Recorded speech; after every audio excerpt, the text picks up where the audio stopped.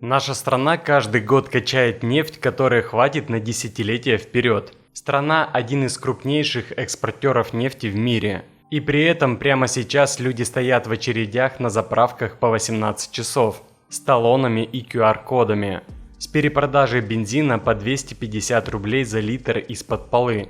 Давайте разберемся, как это вообще случилось, куда успели вывести бензин и кому выгоден дефицит. Ограничения на продажу топлива сейчас затронули 61 регион из 89 субъектов России. Это уже почти вся страна. В Иркутской области губернатор объявил режим повышенной готовности. Очереди на заправках патрулируют полиция и Росгвардия. Вооруженные люди следят, чтобы граждане спокойно стояли за бензином. В Севастополе полный запрет на свободную продажу. Где-то лимит 30 литров в руки, где-то 15, где-то только в бак, ни в какие канистры. Теперь оказывается опасно заправлять полный бак. В СМИ начали массово появляться материалы со ссылкой на экспертов, которые советуют не заливать топливо до полного. Среди аргументов возможная нагрузка на систему улавливания паров топлива и риск перелива при переполнении бака. Россияне жалуются на проблемы с автомобилями после заправки. По словам водителей, машины начинают терять мощность, появляется детонация, а причиной многие называют бензин стандарта Евро-2, производство которого власти обсуждают возобновить на постоянной основе, хотя его запретили еще в 2013 году. Их цель – увеличить объемы бензина на фоне сложившейся ситуации с поставками и экспортом. Кроме этого, владельцы автомобилей рассказывают о плавающих оборотах двигателя и о поломках бензонасосов. Подобных сообщений становится все больше на фоне продолжающихся проблем с топливом в разных регионах страны. Даже Владимир Путин признал, что проблема есть. И очереди, и нужную марку не всегда найдешь. Тут же добавив, что дефицит не критичный. Объясните это людям, которые ночуют в машине в очереди. Цены тем временем растут. С начала года 92-й подорожал примерно на 29%, 95-й на 33%, дизель почти на 37%. В Москве литр 95-го уже за 72 рубля. Дизель местами по 85-87. И вот тут пора задать главный вопрос. Не почему бензин дорогой, а другой, гораздо более неудобный. Почему в стране-экспортере нефти бензин стоит почти столько же, сколько в странах, которые нефть только покупают?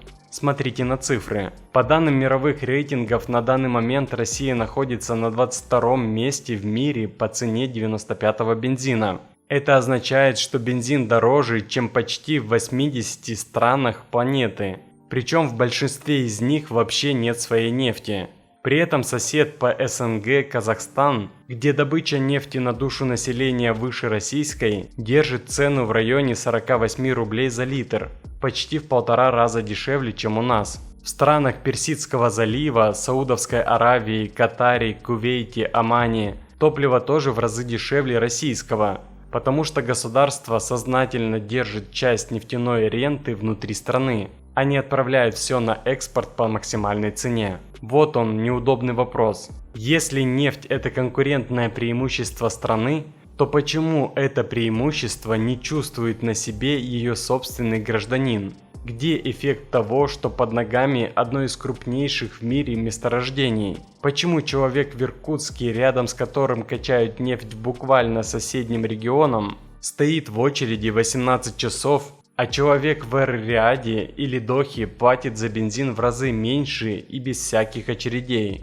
Ответ простой и неприятный. В России внутренний потребитель не приоритет системы, а побочный продукт. Цена бензина дома определяется не себестоимостью добычи своей нефти, а мировой ценой на экспорт. Если нефть выгоднее продать за границу, ее продают за границу. А то, что остается для внутреннего рынка, обходится гражданину почти по мировой цене, хотя добывалась эта нефть у него же на родине. А теперь про деньги, которые мы платим дважды. Чтобы граждане совсем без топлива не остались, придумали демпфер. Государство платит нефтяным компаниям компенсацию, разницу между внутренней и экспортной ценой, лишь бы те не задрали цены внутри страны до экспортного уровня. Когда мировые цены подскочили из-за конфликта на Ближнем Востоке, в марте выплаты по демпферу составили порядка 240 миллиардов рублей. Это деньги бюджета, то есть деньги, собранные с тех же самых граждан через налоги. И вот тут возникает схема, которая всегда вызывает споры, но от этого не перестает быть реальностью. Сначала гражданин платит высокую цену за бензин на заправке. Потом из его же налогов государство компенсирует нефтяным компаниям разницу, чтобы те вообще согласились продавать топливо внутри страны, а не гнали все на экспорт. Получается, что человек платит дважды. Один раз в моменте на кассе АЗС и второй раз позже через свои налоги, которые уходят на компенсацию тем же компаниям. А ведь буквально в феврале демпфер на короткое время ушел в минус, и компании сами доплачивали в бюджет. Но система все равно работает так, что в среднем за годы поток денег идет в одну сторону – от налогоплательщика к нефтяным компаниям. Добавьте сюда налоги в самой цене бензина – от 70 до 80% розничной цены литра. Это акцизы, налог на добычу полезных ископаемых – НДС. Причем налог на добычу полезных ископаемых считается исходя из мировых цен. Даже нефть, добытая в соседнем регионе и никуда не уехавшая, дорожает для гражданина вместе с котировками где-то в Лондоне. Парадокс. Чем дороже нефть в мире, тем дороже бензин дома. Хотя должно быть наоборот. Теперь почему это касается вообще всех, даже тех, у кого нет машины? Когда дорожает бензин, дорожает не только поездка на работу. Дорожает буквально все. Хлеб, потому что муку и зерно везут на дизельных грузовиках. Молоко, потому что доильное оборудование охлаждения и логистика молокозаводов завязаны на электроэнергию и топливо. А корма для скота тоже надо доставить. Стройматериалы, потому что цемент, кирпич, арматуру везут фурами на солярке. И каждый рубль подорожания дизеля закладывается в смету любой стройки. Доставка из интернет-магазина, потому что курьерские службы и логистические компании первыми поднимают тарифы при росте цен на топливо. Такси и автобус, очевидно. Даже коммунальная техника, которая чистит ваш двор зимой, работает на том же дизеле, который сейчас в дефиците в 60 с лишним регионах. Цена топлива – это по сути цена почти всей экономики. Это не отдельная строчка в бюджете отдельного автомобилиста. Это базовый параметр, который умножается на каждое звено цепочки. От поля до полки магазина, от завода до подъезда вашего дома. Именно поэтому, когда министр экономического развития говорит, что рост мировых цен на энергоносители не сказывается на стоимости продуктов внутри страны, что речь только об индексе цен производителей и экспортных позициях, это звучит почти как издевательство. Потому что подорожавшая солярка для трактора напрямую превращается в подорожавшее молоко на полке, подорожавший дизель для фуры в подорожавший хлеб. Это не абстрактная промышленная статистика, это наш чек на кассе.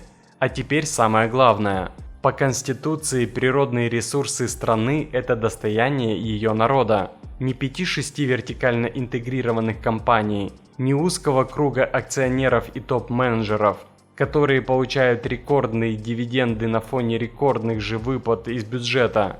А по факту мы наблюдаем систему, в которой житель региона с действующим месторождением неподалеку стоит в очереди за бензином, пока компания, добывающая эту самую нефть, получает из его же налогов сотни миллиардов компенсаций. Просто за то, что вообще согласились продавать топливо внутри страны, а не отправить все за рубеж. Сравните это с тем же Казахстаном или странами Персидского залива, где власти сознательно держат часть нефтяной ренты, доступной для собственных граждан. Не из альтруизма, а потому что считают это частью общественного договора. Нефть в земле общая, значит и выгода от нее должна доходить до каждого, а не оседать исключительно в отчетах нескольких корпораций. В России эта логика, судя по всему, работает в обратную сторону. Интересы экспортной выручки и крупных компаний оказываются выше интересов человека с канистрой в очереди. И что особенно показательно, даже в нынешний кризис по-настоящему жесткие ограничения бьют в первую очередь по мелким независимым заправкам и обычным автомобилистам. Крупные вертикально интегрированные компании сами себе добывают, сами перерабатывают, сами возят и страдают меньше всех. Система устроена так, что наверху защищены лучше, чем внизу, даже когда кризис общий на всех. Подведем итог. Официальная версия происходящего – атаки дронов на нефтеперерабатывающие заводы. Технический форс-мажор. Это правда и это часть истории. Но за этим удобным объяснением прячется системная недоработка, которая существовала задолго до сегодняшнего дня. Цена на бензин в России изначально привязана не к себестоимости добычи своей нефти, а к мировым ценам и экспортной логике. Своя нефть не равно дешевое топливо. Это миф, который продают населению десятилетиями, хотя соседние нефтедобывающие страны на практике доказывают, что может быть иначе. Так кому на самом деле принадлежит российская нефть? По закону и по справедливости народу. А по факту, если смотреть, куда текут деньги, кто получает компенсации из бюджета, а кто стоит в очереди с канистрой и платит дважды, налогом и ценником. Большой вопрос, осталось ли в этом уравнении вообще место для обычного гражданина. И когда вам в очередной раз скажут, что рост цен на энергоносители никак не повлияет на стоимость продуктов, вспомните эту очередь, эти 18 часов и сравнение с Казахстаном и Дохой. Может, дело не только в дронах, может, дело в том, кому на самом деле служит эта система. Если видео было полезным, ставьте лайк, пишите в комментариях, как обстоят дела с бензином в вашем регионе и подписывайтесь, чтобы не пропустить разбор того, что будет происходить дальше.